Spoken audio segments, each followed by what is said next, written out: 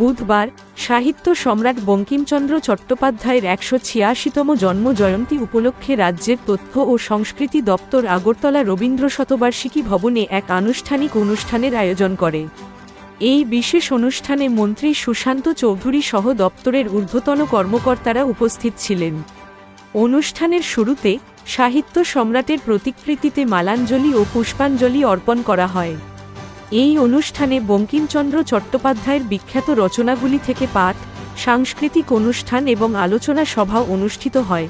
তথ্য ও সংস্কৃতি দপ্তরের কর্মকর্তারা জানান, এই অনুষ্ঠানের মাধ্যমে তারা আগামী প্রজন্মের কাছে বঙ্কিমচন্দ্র চট্টোপাধ্যায়ের সাহিত্যকর্ম ও জীবনাদর্শ তুলে ধরতে চেয়েছেন।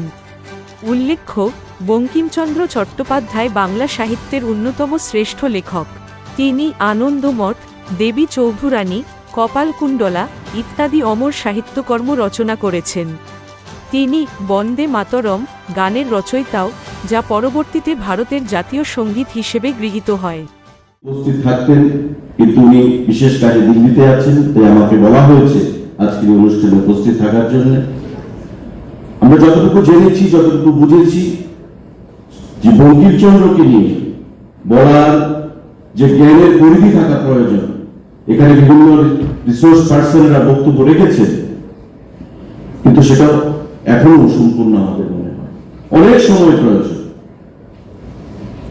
অনেক স্টাডির প্রয়োজন, পড়াশোনার প্রয়োজন।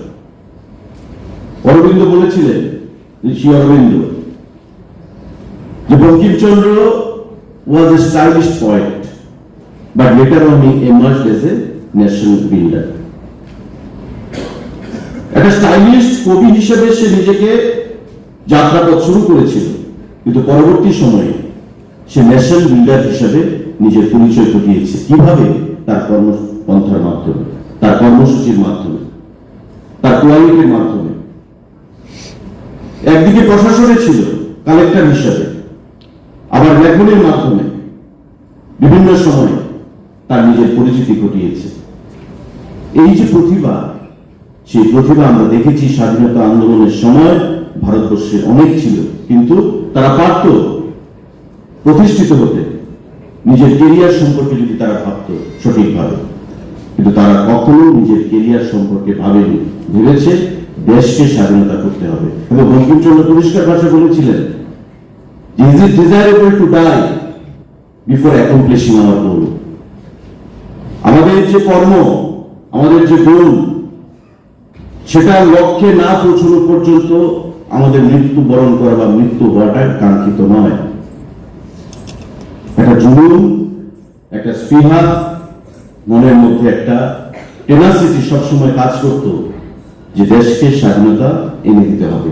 এবং আমরা জানি যে ভারতবর্ষের স্বাধীনতা আন্দোলনে নরমপন্থী, চরমপন্থী অনেক গ্রুপ সেখানে আন্দোলনে কন্ট্রিবিউশন এনে দিয়েছিল, কন্ট্রিবিউট করেছিল, তাদের ভূমিকা ছিল অপরিসীম।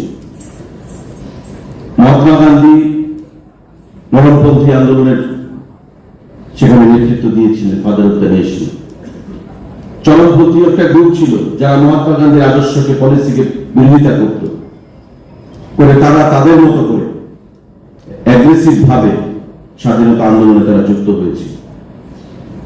কেউ কেউ বলবেন বঙ্কিমচন্দ্রকে যে চরমপন্থী, আবার একটা অংশ অস্বীকার করতে রাজি নন যে উনি চরমপন্থী ছিলেন না।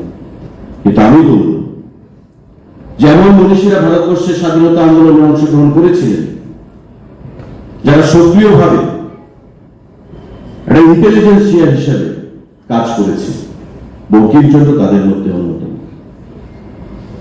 তার সাহিত্য, তার গ্রন্থ, তার কবিতা, তার সাংবাদিকতা, তার বজ্র